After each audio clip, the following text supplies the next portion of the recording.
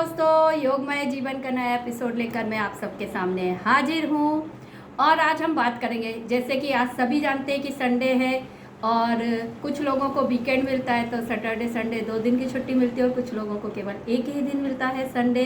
तो ये दिन बहुत सोच समझ के बनाया गया है कि पूरे सप्ताह के 6 दिन लगातार काम करने के बाद वो सभी लोग जो कि किसी दफ्तर में, कंपनी में, इंस्टीट्यूट में, कहीं पर भी काम करते हैं, वन डे अपने आप को फुल टू एंजॉय करें, रिचार्ज करें और फिर अगले दिन से तरोताज़ा होकर काम की शुरुआत करें। लेकिन हम देखते हैं कहीं ना कहीं कुछ लोग ऐसे होते हैं, जैसे हम महिलाओं की बात करें तो जो हाउस वाइफ होती है उनके लिए कोई दिन छुट्टी का नहीं होता। इवन संडे तो उन लोग के लिए बहुत ज़्यादा व्यस्तता भरा दिन हो जाता है, क्योंकि सभी लोग घर में होते हैं, सबकी अलग अलग फरमाइश होती है, तो उन फरमाइशों को पूरा करते करते ही उनका दिन निकल जाता है।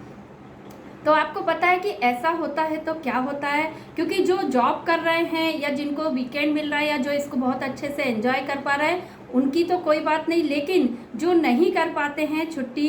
का उपयोग या जिनको छुट्टी नहीं मिलती हैं, जैसे महिलाएं तो चाहे वे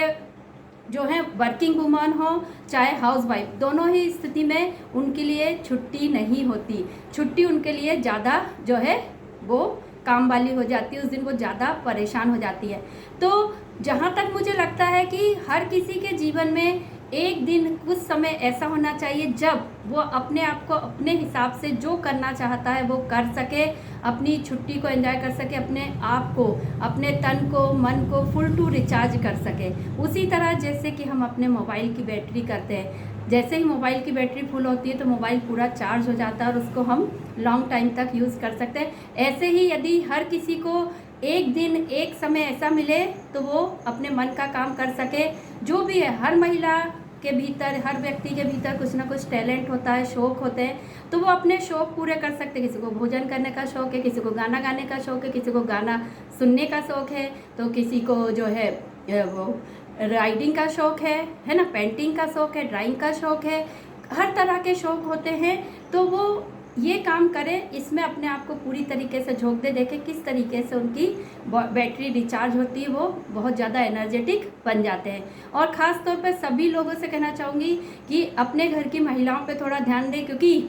जब उन्हें इस तरीके से अपनी मन मर्जी का मतलब हमेशा गलत ही नहीं होता। थोड़ा सा इस शब्द को आज के समय में जो है रॉन्ग ढंग से डिफाइन कर दिया गया है कि मन मर्जी मतलब ड्रिंक करना, बाहर जाके मस्ती करना, जी नहीं। मन मर्जी का मतलब होता है कि थोड़ा सा अपने तरीके से अपने शौक़ को पूरे करना है, अपने ठीक है आराम ही करना है तो आराम ही करें, जो भी करना है जिसमें भी उनको खुशी मिलती है वो करने के लिए थोड़ा सा हम महिलाओं को मौका दें। तो इससे क्या होगा कि वो जो उनका इरिटेशन होने लगता, ऊब होने लगती, क्योंकि जब हम एक तरीके की वर्किंग में लगातार रहते हैं, एक तरीके की लाइफ स्टाइल में लगातार रहते हैं, तो इससे क्या होता है, एक जो है ऊब और खींच पैदा होने लगती है। बीच में जब इस तरीके से कुछ चेंजेस होते हैं तो वो सारी चीज़ें जो है एकदम से मिट जाती है, फिर हम अलग तरीके से पॉजिटिवली चार्ज हो जाते हैं, फिर हम उन चीज़ों को और ज़्यादा फुल्ली एंजॉय करने लगते हैं। कई तरीके के सर्वे हुए हैं तो उनमें भी ये बात सामने आई है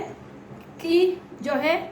ये समय सबको मिलना चाहिए छुट्टी। और हमारे भारत देश में क्योंकि हम देखते हैं महिलाओं के लिए कोई छुट्टी नहीं होती, कोई रिटायरमेंट नहीं होता, तो यही किया जा सकता है कि सारी फैमिली उनके लिए भी थोड़ा सा वक्त निकाले, उनका सहयोग करे, जिससे उनको भी थोड़ा सा टाइम मिले, तो वो जो भी करना चाहती हैं वो उस समय में उस